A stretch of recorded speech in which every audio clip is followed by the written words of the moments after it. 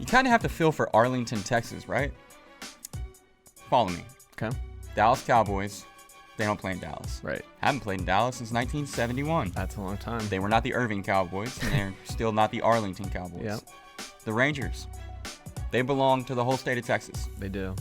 but they play in Arlington. Mm-hmm. And now the XFL has a Dallas team. They're going to play in Globe Life Park. Literally the Rangers ballpark. So Arlington has 3 teams. None of them are called Arlington. Arlington gets no respect. None. And that may be a lame fact, but it's all I got for you today. I'm Colby, that's Bracky, and this is Bootleg.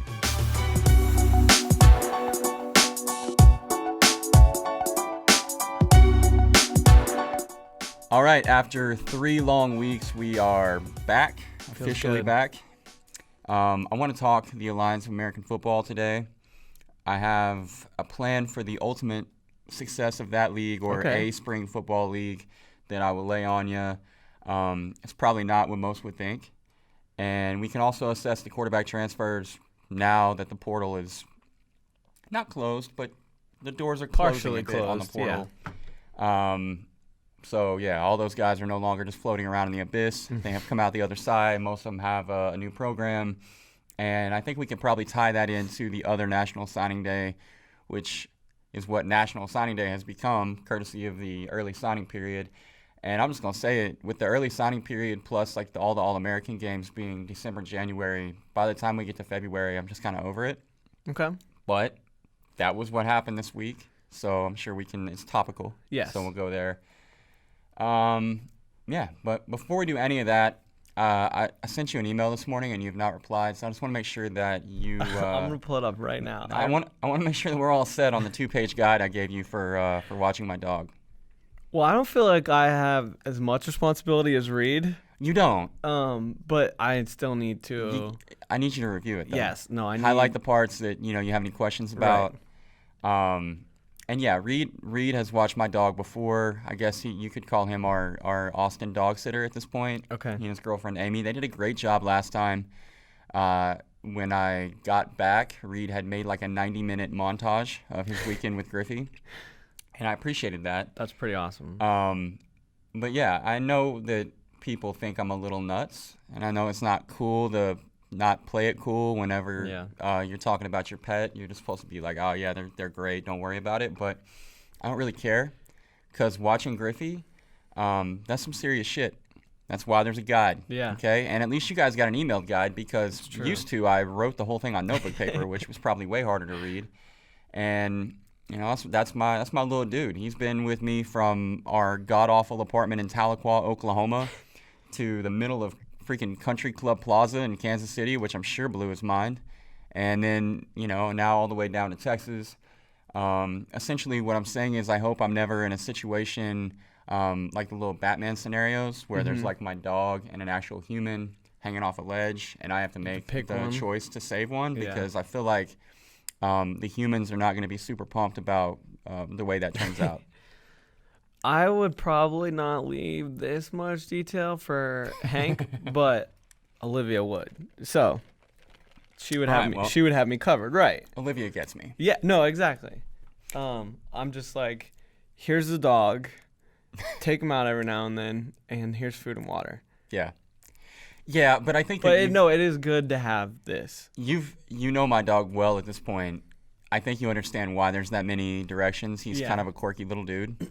Is there anything that stands out to you as being completely ridiculous, though? No, I don't think so at all. Okay. No, it all makes total sense. Hank is just like at that age where he's like young enough, he doesn't really care about anything. Yeah. Like he just goes with it, you know? So he just doesn't care. I think there was a point in Griffey's life where he was that carefree. I'm sure, yeah. But now he is like, the separation anxiety is real. The old man grumpy stuff is real. And also just PSA to anybody who's thinking about getting a beagle. They're bred to hunt.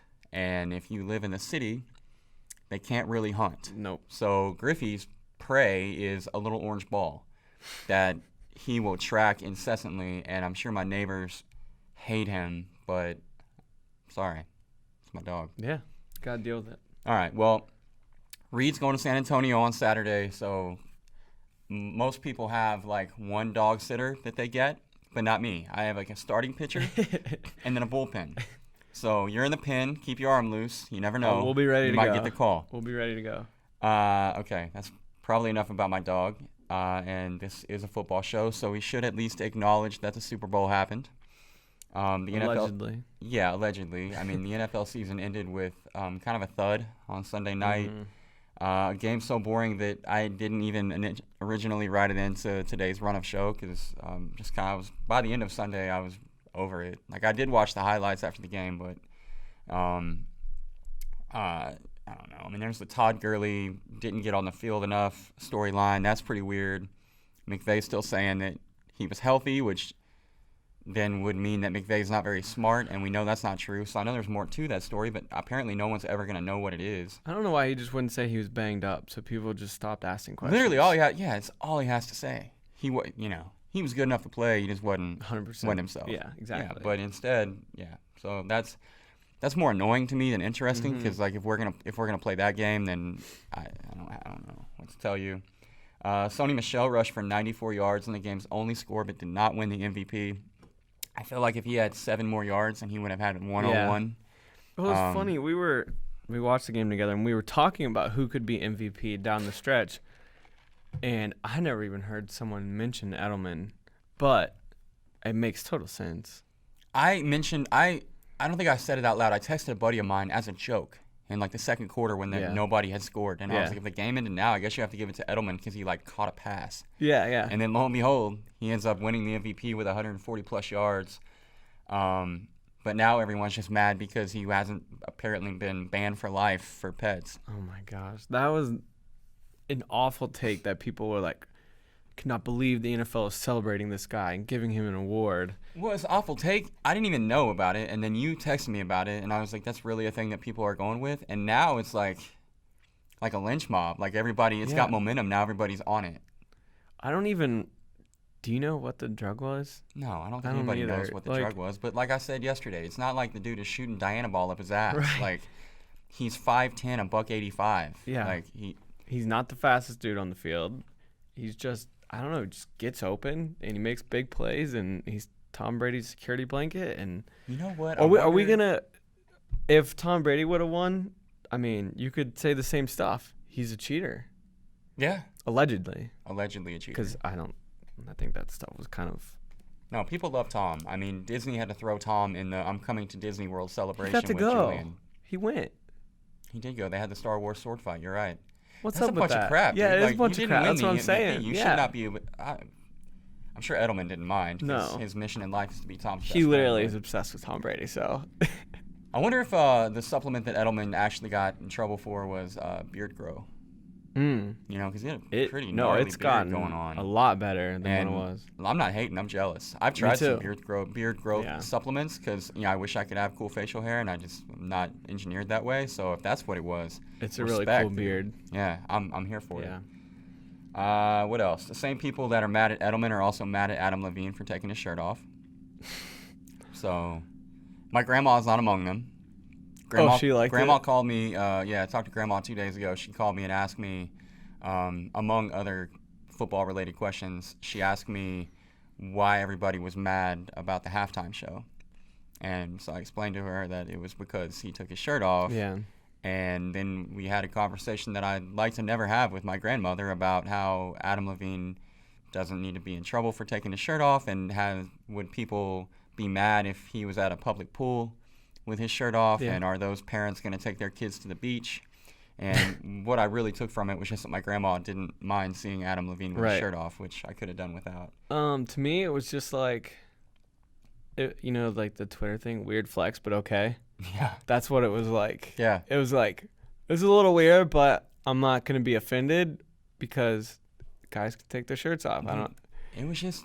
And I guess if you have all those tattoos, like, you got to show them off. Well, the California one. That was aggressive. I mean, yeah. I mean, he's proud of. It's like a prison tat. It's like, dude, you're Adam Levine. Like, you would get eaten alive in prison. At least fill it in a little bit, I guess. I don't know. Like, look, I'm not a tattoo, expert. I don't even have any. But the big California with nothing, I don't know. Yeah. That was a lot. But you know what? Good for Adam, because that show, like the game, was very boring. Yeah. And he had to do something. So I wasn't the biggest fan of it. Yeah, and you're going to win over the females doing that, I guess. So. Guys. I don't know. I wasn't the biggest fan of it. Also, I think his dance moves got exposed.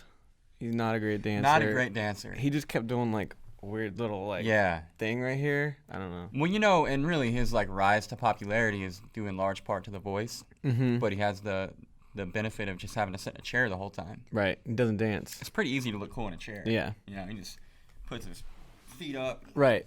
So he looks cool, but when he had to actually break out some dance moves, not in his wheelhouse. What else? Was there anything else about the game that? I didn't think the commercials were great either. No, I wasn't paying. Just the whole thing, kind of. You know who I think? To finish. I think the biggest loser in the whole thing was Wade Phillips, for real, because Wade did the same thing to McDaniels that Belichick did to McVay, save for one touchdown. Yep. And yet everybody wants to talk about Belichick's a genius, McVay's an idiot. McDaniels he's getting a complete pass, and nobody's even talking about Wade. Both offenses were completely shut down. What was that old man strength, man? Yeah. That's what it was. It was two old guys that just dominated two young guys. Mm-hmm. So shout out to the old guys. Wade was a star the whole week, though. Oh, yeah. From what he was wearing to his quotes. I'm so mad about it because if Wade would have had that much swagger whenever he was the head coach of the Cowboys, we probably would have like 5 more Super Bowls by now, and we wouldn't have to put up with Jason Garrett, and it would be a much more fun NFL year for me annually. Instead, he was like, I don't know. Like, Wade wasn't cool in Dallas. Yeah. Wade was very quiet and easy to make fun of, and now he's the man. Speaking of Jason Garrett, you have to be pretty happy, though, because it sure seemed like when Dallas went on the run they did, made the playoffs, and beat Seattle, that they were going to lock Garrett up long term. I thought they were. Yeah, I think everyone did, and now he's lame duck. I know. So you have to be at least excited that Jerry's not just like, let's get him. Let's lock him up. I am, but see, now I'm bummed. I'm not. It's the lesser of two evils. I'm definitely happy about how it played out. I'm not thrilled about Kellen Moore being the offensive coordinator. I don't. People around Kellen Moore seem to like him and respond to him really well, and they would know way better than me. I don't know. He just looks kind of like a pudgy 12-year-old on TV, so I don't know much outside of that. But I feel like they could have done better with an OC for sure than Moore. What it does do, though, is if Moore fails, then the whole it seems like overhauled. Right, it seems like a 1-year experiment almost, like it's a tryout. So then the question for me becomes this like existential thing: where do I want the Cowboys to go 3-13 next year, so we can clean house, and then restart this whole thing? Yep. Buy Lincoln Riley away from OU or whatever. Or do I want to cheer for my favorite team? Like, it sucks to punt on the 2019 season already, but I kind of feel like that's the right thing to do for the greater good of the Dallas Cowboys. A few games into the season, this past season, I was right there with you. I was feeling that. And in between the games, I was like, let's punt. Let's get McCarthy out. Let's get everybody out. Let's get a really good draft pick. We haven't had a really good draft pick in a really long time. Yeah. But then when Sunday rolls around and your team's playing, you don't want that. Yeah, it's hard, when you're right? losing at home to the Arizona Cardinals, you don't want that. I did the same thing even this year. Like, when the Cowboys started out, what were we, 3-5? Yeah. I was like, hell with it. Yeah. Let's lose every game. But when Sunday would roll around, I'd be like, all right, let's go. And then we got on the little winning streak, and I knew in the back of my head, this means that Jason Garrett isn't going anywhere. Yeah. But I couldn't help it. My heart was stronger than my brain. Yeah. Yep, that's the way it works. Normally right now I'd be very depressed because it's the week after the Super Bowl, and now even with signing day in the rearview mirror, football season would be over. It is. I just want to bring this up real quick. Yeah. It is bullshit that every other sports offseason is significantly shorter than football's. Think about it. Yeah. You're not wrong. Like, basketball doesn't end until June. They start back up in October. Yeah, well, first of all, basketball should not start in October. I know it shouldn't. They need to relax. I know it shouldn't. Baseball should chill out too. Well, baseball plays 485 games I know. a year. They need to chill out. See, what happens though with baseball, I'm like super into it in April and May, and then from like June to August, I'm very checked out. Right. Like, it's just a thing that's on my TV. Everybody is. And then September, once we get Right. into the heat of the pennant race, I'm back in. I'll even pay attention in September or October. See? Yeah. And then with basketball, same deal. When basketball, well, actually a little bit different, because when basketball starts, I'm like, opening night, I'm like, oh, cool. Look, there's the Thunder. Way to go. But immediately I'm like, no, sorry, it's football season. Like, I'll get to you guys later. But it takes me until realistically like April before I care about the NBA. Oh, I don't care about the NBA until playoffs. Yep. Like, which start in April and somehow don't end until June. Well, yeah, that's a whole other season. Yeah. It literally is like another season. Yeah. I mean, I'm diehard Thunder. And when I was living in Oklahoma, it was a lot easier to follow the team because they were on local Fox Sports every night, so you could watch them, even like passively watch. Yeah. But yeah, playoff P. But I'm sorry. But now I can't watch them all the time, so more than anything, I just get the updates on my phone. Yeah. And so I just have like this moment of happiness or disappointment if they won or lost, and then it's over with. And I can't even really get into it now because we're still too far away from the playoffs for it to really mean much. Yep. And then March Madness happens, and that captivates everybody for a month. Mm-hmm. So really, the NBA season, for all intents and purposes, starts in April. Yep. So the off season for football is much shorter, or has been in the past, but at least you're completely locked in. That's for true. that part of the calendar. That's true. There is no, I'll pay attention a few weeks down the line. Like, every game matters. Yeah. So. And even the preseason, people get really jacked up for the preseason. Yeah, you want to see what I you got. I hope that they remain jacked up for the preseason. I'm just gonna throw that out there. Yeah, but the off season is shorter now because football's not over. It's not. Because it's Saturday just night, beginning. The Alliance of American Football begins. And I'm all in on this league. Yeah, so am I. I'm dedicating like an event page and content to it on the site just because I figure, obviously, we're like the little engine that could in the football space, so we can't really cover the NFL in a way that everybody else doesn't already. But what I have noticed is that the coverage for the Alliance has not been great. No, the only people that are going to go all in on it is the cities that these teams are playing in and CBS, who has it. Right. That's it. So I feel like there's an opening for us to step in, provide some coverage. I agree. So Alliance folks, if you're listening to me, you should toss us a few guests for the show. Hit us up. We'll put them on, do some interviews. We'll hit you up. Good content all day long. Yeah. So do you have well, for those that don't know, it's what, an 8-team league? 8 teams. 8 teams: Arizona, Atlanta, Birmingham, Memphis, Orlando, Salt Lake, San Antonio, and San Diego. And they've taken their time with this, and they've really done it right, and built really strong 52-man rosters that you kind of compared it to this before the show. It's kind of like a college all-star league. Yeah.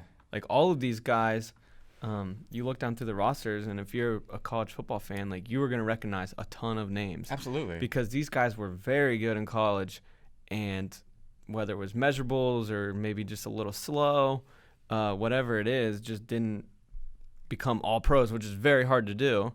And now they get to play against each other, and it's pretty awesome.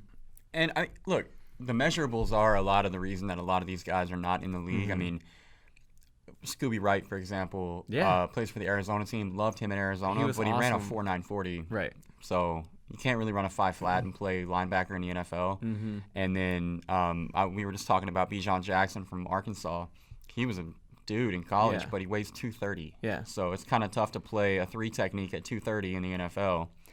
But in this league, with all things being equal, the size isn't going to be a deterrent for them. Right. And so I think what you'll see is like a smaller, faster game. Yeah. And a lot like I'm pumped to watch like Denard Robinson play running back in the Alliance. And so one of our things on here is just talk about our favorite teams. Mm-hmm. And so that was a nice segue because my favorite team, I think I'm going to go all in on them, is the Atlanta Legends. Okay. First of all, their color scheme, the purple and like gold, it's got a really nice look to it. Yeah. They got like the crown logo. But Aaron Murray, one of the best quarterbacks in the history of Georgia. Georgia legend. Yes. Denard Robinson, he was so awesome to watch. Akram Wadley, running back from Iowa, is a total beast. He's All-American. James Quick, wide receiver from Louisville, was awesome. So I'm going all in on the Atlanta Legends. Okay. How about you? I have a feeling I know.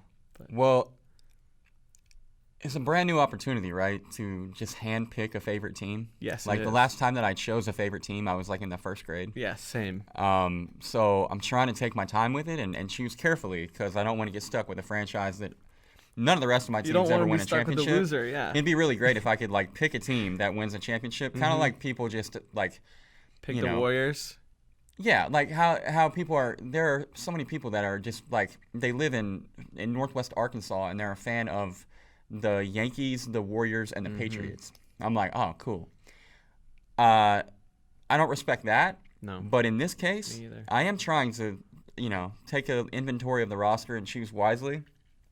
My heart is telling me Arizona Hotshots. Best helmets in the league. An absolutely outrageous color scheme. It's outrageous. Like gold, orange, and green. So I'm here for that. And then also, like, excellent nickname. Hot Shots. Like, come on. I think I know the real reason, though. Yeah. So, yeah. If you want to put a downer on the whole I'm not show putting a here, downer on it. They were named after the firefighters that many of which passed away fighting forest fires in Arizona. No. I meant the real reason why you're a fan, not the nickname. Oh. I didn't even have to go down that dark path then. No, you didn't. Okay. What's the real reason? Because Trevor Knight. Oh, okay. Yeah, he's on my list of reasons. Okay.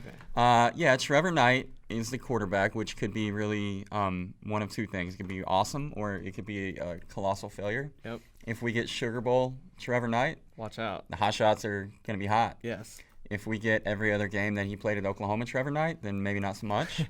But yeah, I'm pumped about Trevor Knight. Rick Neuheisel is the coach.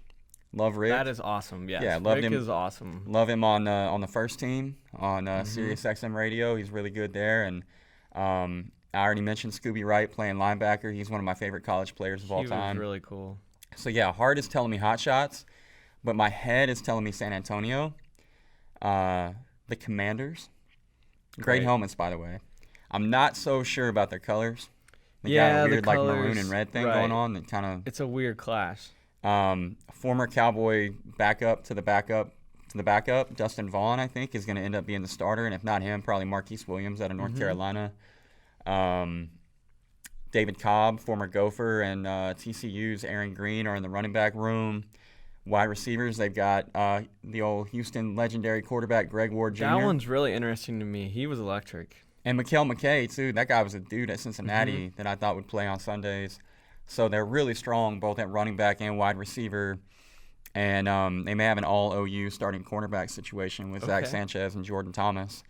So, on defense there, too, Joel Lanning, a personal favorite of mine. He's a linebacker for Iowa State. And he can play quarterback if they get in a pinch. Exactly. He originally started at quarterback. And they were like, we need to get this guy on the field. He's a super athlete. So they started him like fullback a little bit. Then he went to linebacker. Just a beast. He was a big high school wrestler in high school too. So just all around tough guy. And then also one name I'm really interested in is the Birmingham Iron Team. How about Trent Richardson?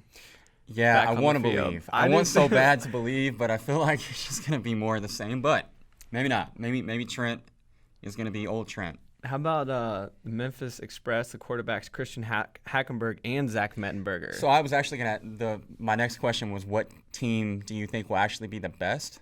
And on my very short list is Memphis. Yeah. And I mean, I don't know how the quarterback situation will shake out. I hope it's Hackenberg. Nothing against Mettenberger, but Hackenberg has that huge arm and a lot of upside. Yes. But I mean, they're strong elsewhere as well. I mean, their running back situation is really good. Zach Stacy was a real deal. Yeah, and then obviously the defense has got some dudes as well. So a lot of it is, I think, too, like one of the disadvantages that the Hot Shots have that is an advantage for Memphis is that the only draft that they had for this league was a regional draft. So you see a lot of regional bias on all these teams. Like the San Antonio team is like a Big 12 team. Yeah. And the Memphis team is kind of an SEC team. And I think that definitely plays in their favor, whereas the Hot Shots are kind of stuck with a bunch of Pac-12 dudes, which, all due respect to the Pac-12, no not the greatest football of late. Agreed. So. Yeah, I'm really interested to see Orlando as well. I want to see what Garrett Gilbert Yes. can do with the old ball coach in Orlando. I think that could be. Spurrier back on the sidelines, baby. Like, I mean, I'm sure everybody remembers Garrett Gilbert at Texas and the 2010 national title game. He came in relief of Colt McCoy against Alabama, and he's this 5-star Texas Player of the Year, broke records, and he's supposed to be the next big thing, and then he just did not go that way for him at Texas at all. Ended up at SMU kind of in nobody really noticed him anymore, and then he fell off the map.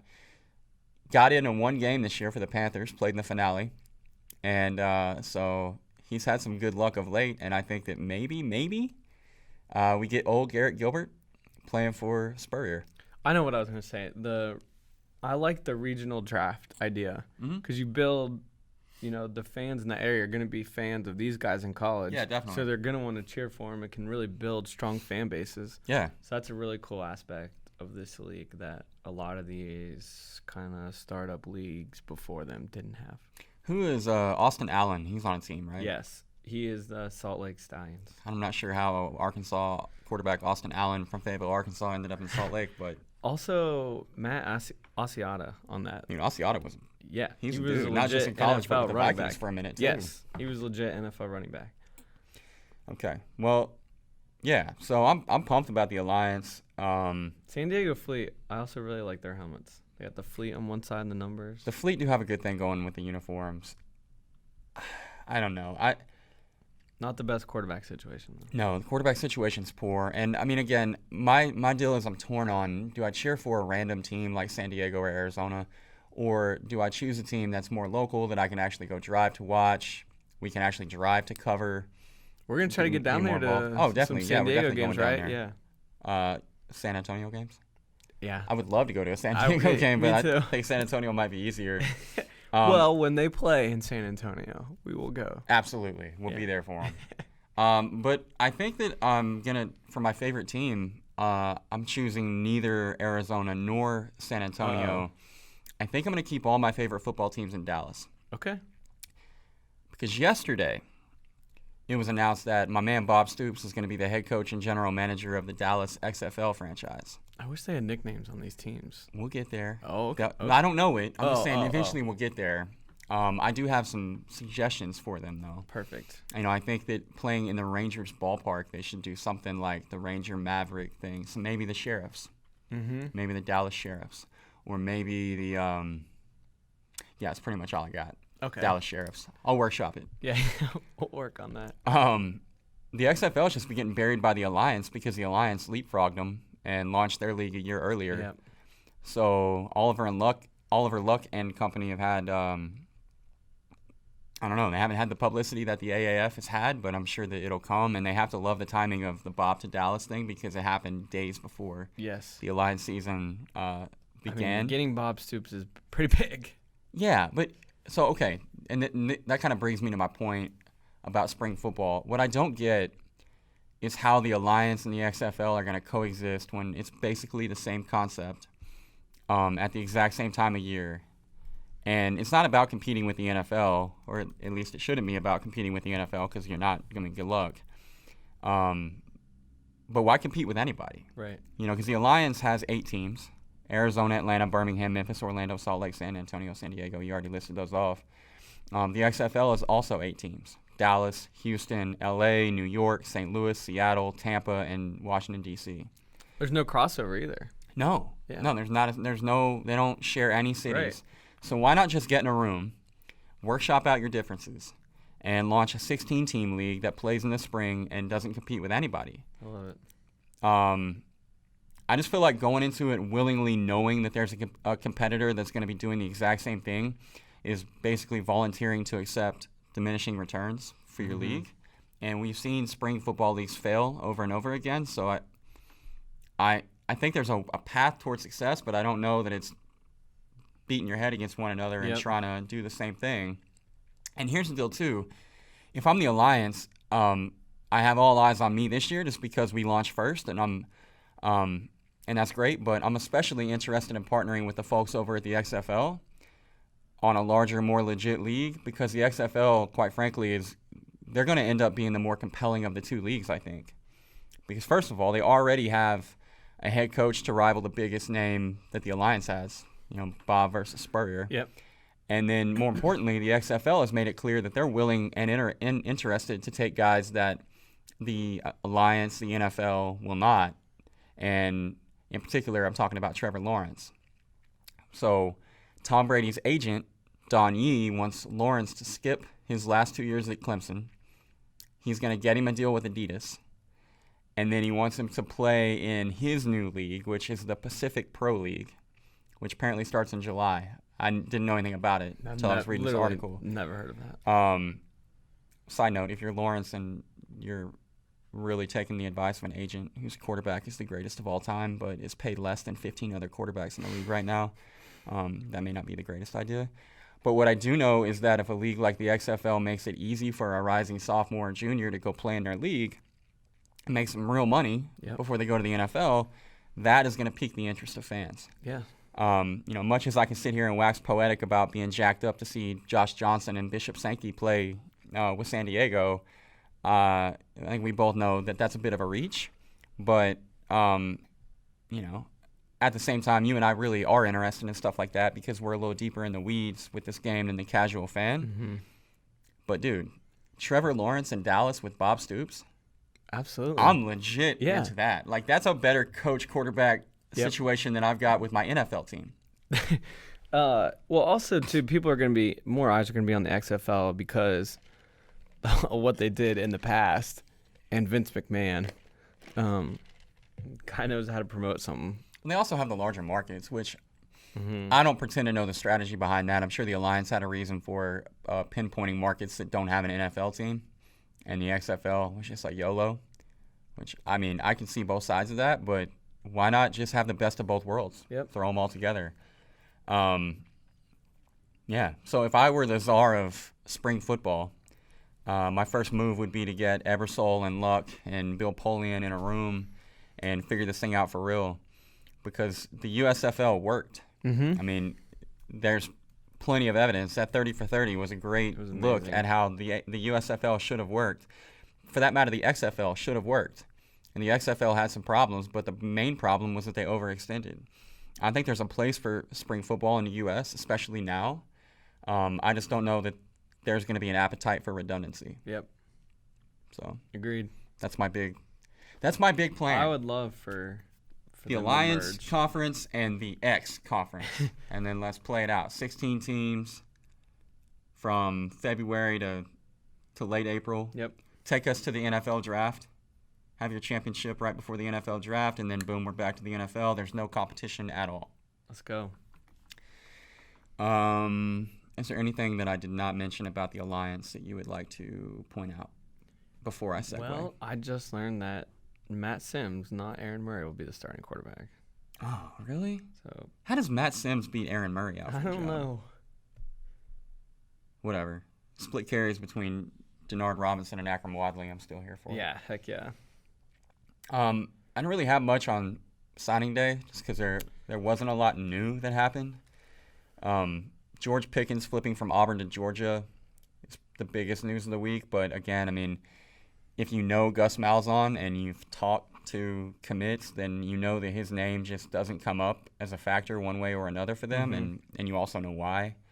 So for Gus to lose Pickens to Kirby Smart, who I could say the exact opposite things about, is really not a surprise.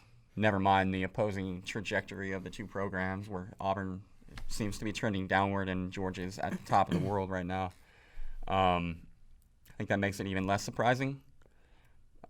So it was cool for Georgia, happy for Gunter, but that didn't really get the juices flowing. We had a guest lined up who I would mention right about now because he was probably the second or third biggest flip of the day. Yeah. But apparently the concept of FaceTime was throwing some nasty breaking balls last night. So people can't hit a curve. Yes, it fell apart unless we wanted to take the show on the road, which we did not. So that notwithstanding, is there anything about signing day that stood out to you? Well, what stood out to me was it was UCLA and USC. They both had historically bad classes. For the first time since they've been like tracking or awarding players like the star rating, USC didn't have a 5-star recruit. Well, they had Brew McCoy for 35 seconds. Correct.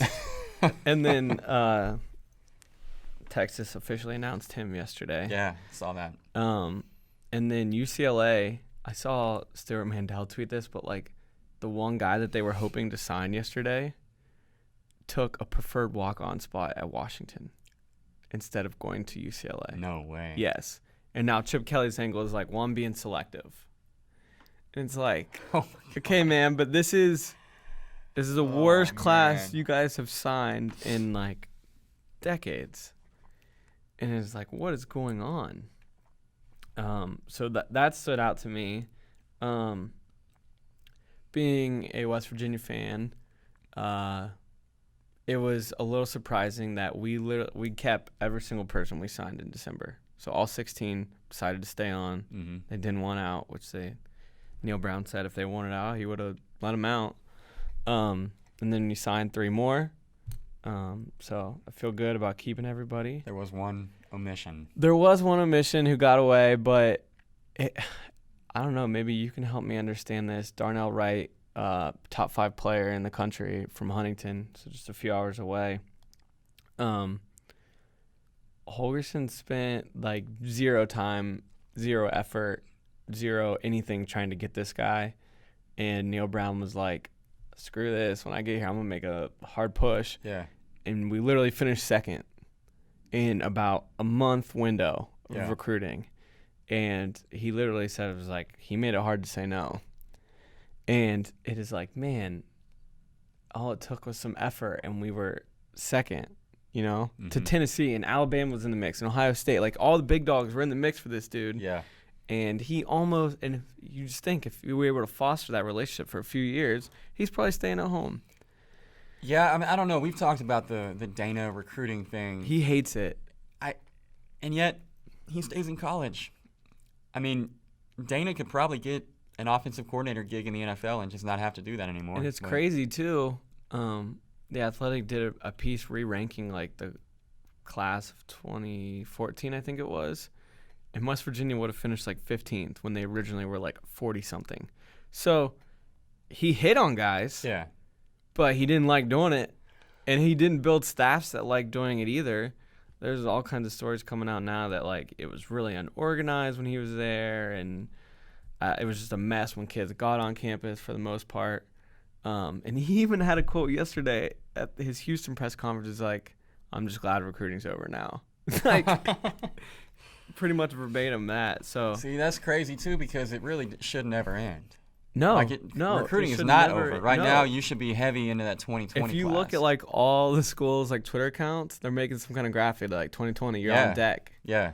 And he just doesn't care. Yeah. And it's crazy that we still had the success that we had.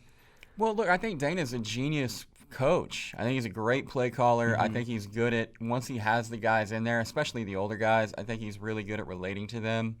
I mean, it was pretty clear, not even after the year, during the year, but before the season even started, just talking to Will Greer or David Sills or David Long, all those guys loved Dana.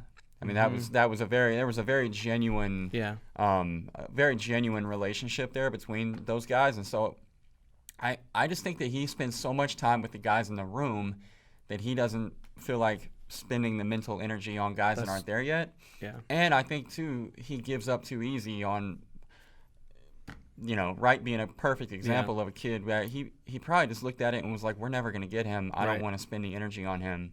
When in reality, he had a shot. Yeah. And look, NCAA football, EA Sports, you need to start making that game again. Please, figure out some way to make it. Come on. But, anybody who's ever played that video game knows if you got a kid in your backyard who's a 5-star, you got to keep him home. You go for it. Yeah. Because you never know. Yeah. So apparently Dana's never played video games. But, that's a bummer. He said, quote, most importantly, the best part about this week is that recruiting is over. Okay. Well, yeah. Good luck with that, Houston. Winners and losers. The Obviously, you already mentioned UCLA and UCLA, SC being USC among the losers. Losers.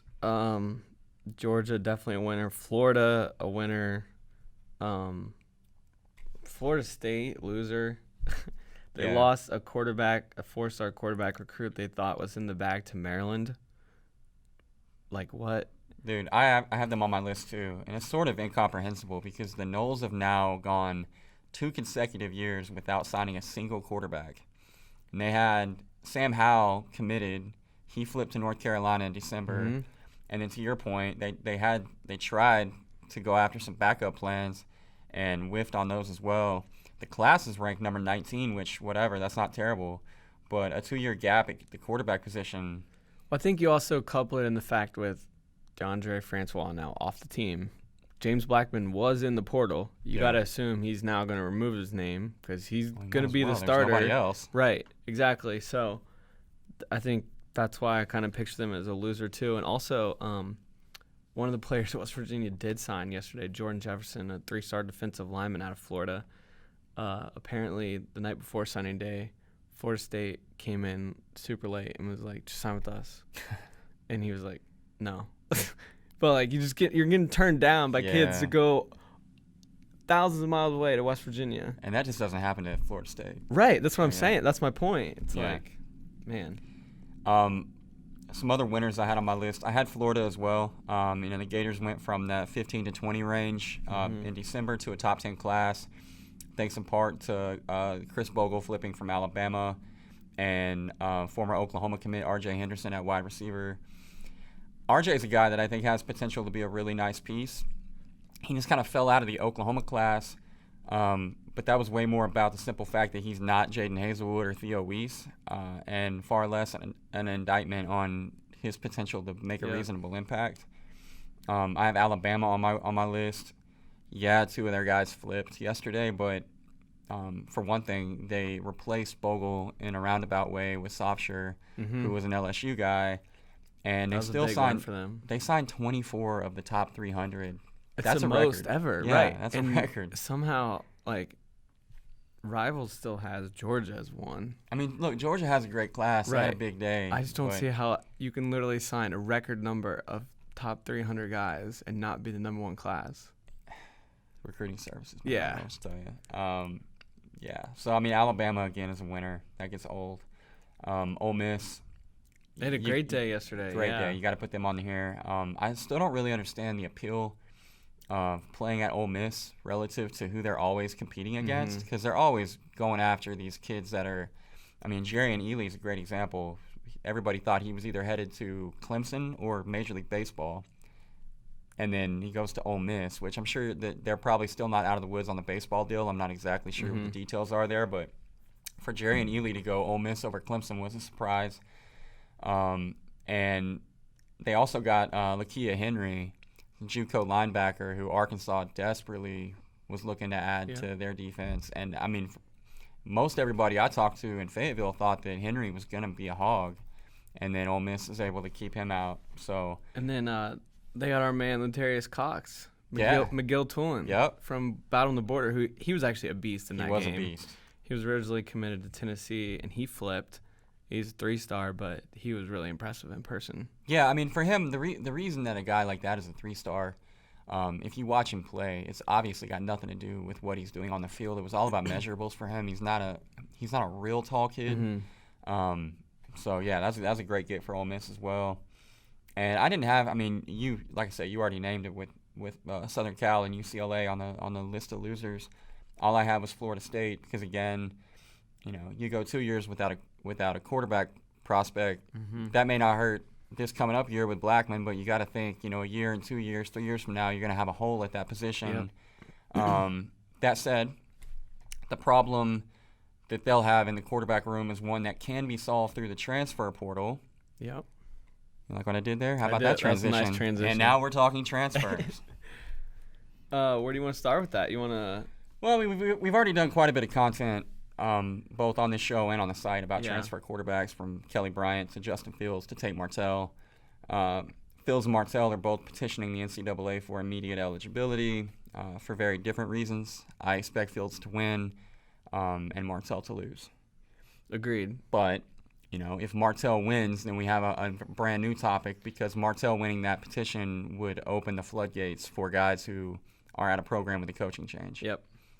And not to belabor the point, but I don't know if we've said it on this show or not. I know that I've written it.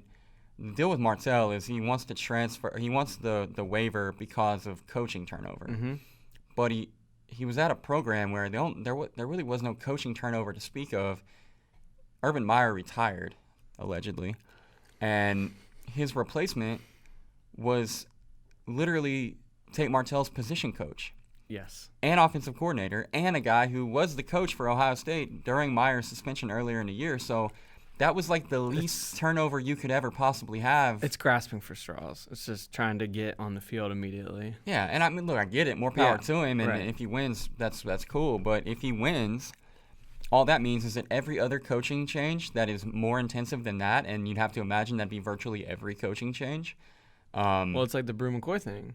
It's like, well, I came here for Cliff Kingsbury. Yeah. And he's no longer here. Yeah. So I went out. Well, and that's a great point, too, because if Brew is able to play immediately at Texas, then conceivably... I bet he wins. I think he should. And I think Martell should not win, because Martell's already there. He's already been in the program for several years. We all know the reason he transferred is that Justin Fields is going to be the guy. Mm-hmm. You can dress it up however you want, but that's why he left. And nothing really changed for him. I mean, he was recruited to Ohio State by Zach Smith. Okay, that's kind of a weird wrinkle. But he had the same OC from the moment he walked in the door until now. And now that guy's his head coach. So I'm not really buying the coaching turnover thing there. But with Brew, and I think that if he wins, you'll see a lot more of this. With the early signing period, it's tricky. Yeah. Because these kids have to make a decision before the coaching carousel has even begun to play out. Yep. So McCoy goes to SC to play for Cliff. Cliff leaves. And now he's like, I'm not really feeling this whole Clay Helton USC thing. I want to go somewhere else. Well, that's completely understandable, but it's also not unique. You find 10 to 12 kids, maybe not of his caliber, but four-ish star prospects that go to a place based on the coordinator, based on a relationship they built, maybe even not with the coordinator, but with their regional coach that was in charge of recruiting them or whatever it is. That coach leaves. Now they're at a program that they chose it, but you're choosing and it'll be the same way if I have a son who's talented enough to be recruited at that level and play at that level. We're choosing a program based more on relationships than on the laundry and the helmet and the tradition and the stadium and all that. That's all great. That's lovely. But if you're going to a school, you need to go somewhere where you trust the coaching staff. You feel like that they know you, you know them. There's some familiarity there when you walk in the door, because walking into a program, especially a Power 5 program, as a true freshman, as an 18-year-old, is a pretty intimidating, daunting experience. I don't care how talented you are. So to then do that and not have any of the coaches that sold you on the place, So, I think Brew wins, and I think that it sets a precedent for guys who sign early to then leave and get their eligibility back. Yep. Who else? Kelly Bryant chose Missouri over Arkansas and Auburn, and then Missouri ends up banned from the postseason for the year. Initially, when you told me that, I was like, oh, God, now Kelly's going to leave again. Yep. And Bryant to Auburn was the first thing that made sense to me.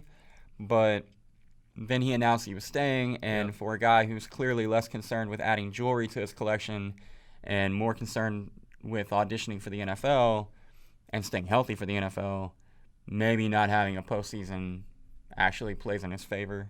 Yeah, he seemed fine with it. Austin Kendall to West Virginia. I'm excited. Because it's Jalen Hurts to Oklahoma. Yep.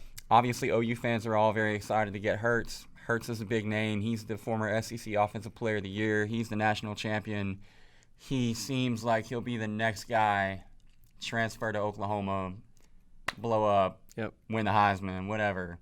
That being said, and I've told you this already, I'm not so sure that we won't look back at it when it's all over with and say that OU would have actually been better off with Kendall. And that's not me taking a shot at Hurts. That's me saying that I like Austin Kendall a whole bunch, and I think he's a huge get for West Virginia. I hope you're right. I know Neil Brown is pumped. They recruited, when he was offensive coordinator at Kentucky, they recruited him really hard to go there. And then he said, actually, I learned this yesterday in the press conference, his brother, Kendall's brother, played for Brown at Kentucky. He was a wide receiver, apparently. Okay. So they've known the family for a really long time. And I'm really excited because Neil Brown's offense, and he'll be the first to tell you this, is kind of like whatever our guys do best kind of offense. And I think with a good bit of our offensive line returning next year and all of our running backs back, we're going to become like a run-first team. But Kendall can also help you through the air. And he can run, too. Yeah, that's the thing that people don't really realize about Austin Kendall is he's kind of built in that Baker Mayfield mold. And I'm not calling him Baker Mayfield. No. What I'm saying is that he is athletic enough to make plays with his feet. And I think that bodes well. In return, almost all of our starters on what was a pretty young defense last year, minus David Long. And you're not looking at much of a drop-off. I think people are going to sleep on West Virginia, and what I tell you the other day, fine with me. Their national championship odds are long, and when we're in Vegas in a couple of months, your boy is probably going to put some money down on the Mountaineers. I'll be right behind you.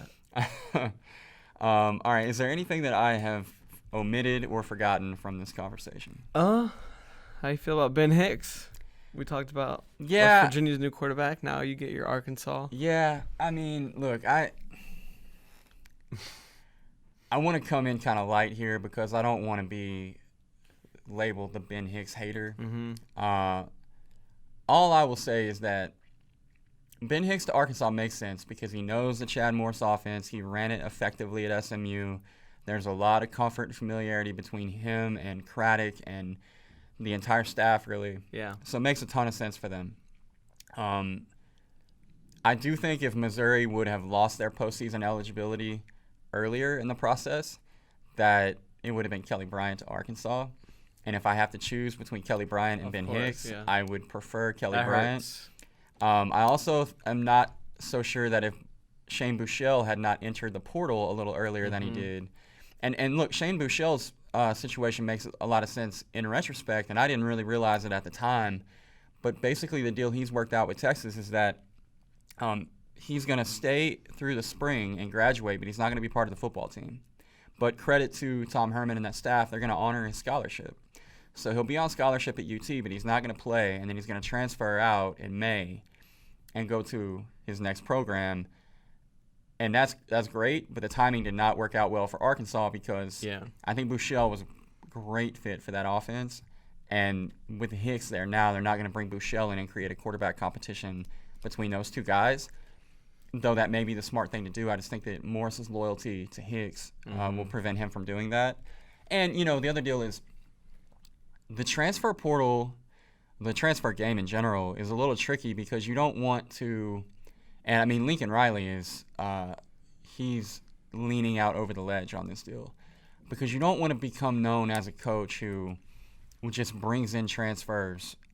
Well, two things. You don't want to be known as a coach that will go recruit a kid – and then is going to transfer over the top of him.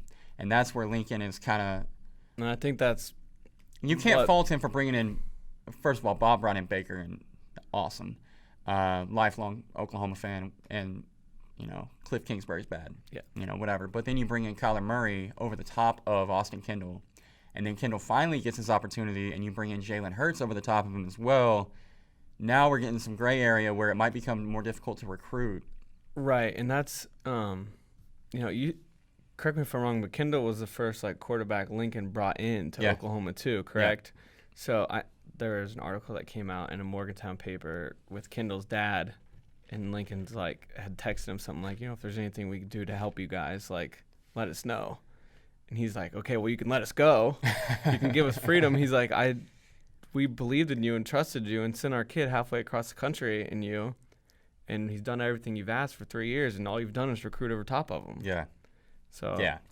So schools are absolutely going to use that on the recruiting trail. Yeah, but you can't blame Lincoln either because it's like Neil Brown said yesterday. He's like, we are always looking for ways to improve our roster. Well, and I mean, again, you're not going to say no to Kyler Murray, and not gonna say maybe no to you should have said no to Jalen Hurts, but it's freaking Jalen Hurts. Right. So you do what you do. Yes.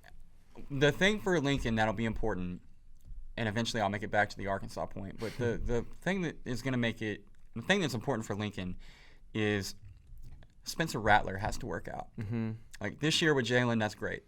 But Rattler has to become the guy next year, and he needs to be a 3-year starter at Oklahoma, prolific, live up to expectations.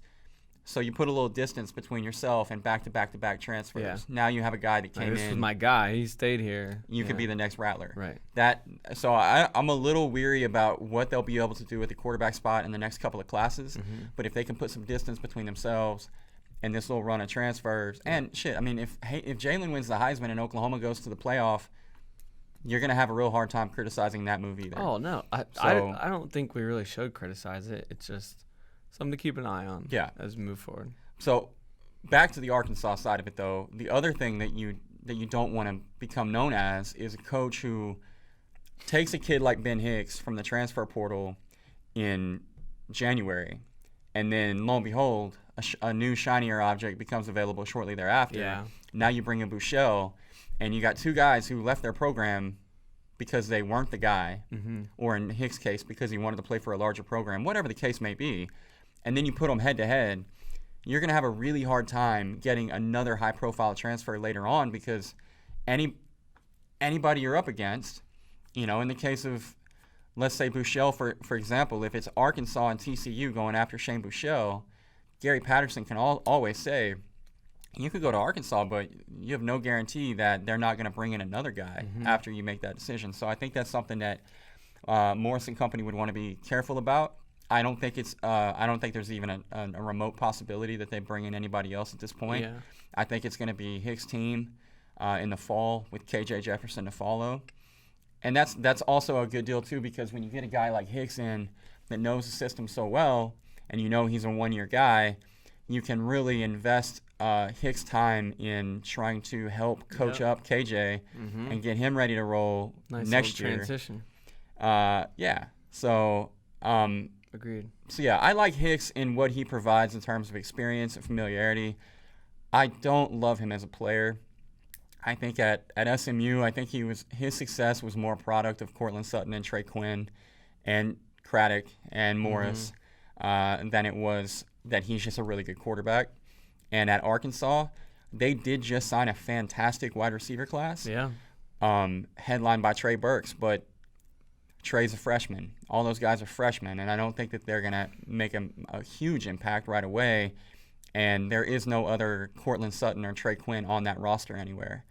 So I don't know. We'll see how it plays out. But, man, I mean, playing in the SEC every week without weapons like he had at SMU, I don't have a real high level of expectation for Ben Hicks.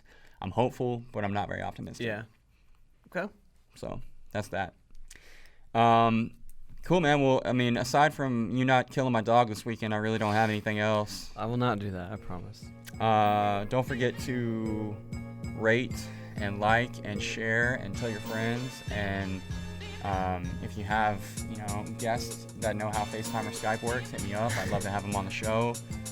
Special thanks to Starbucks for taking care of the show today by selling me that cold brew coffee for the all low price of retail.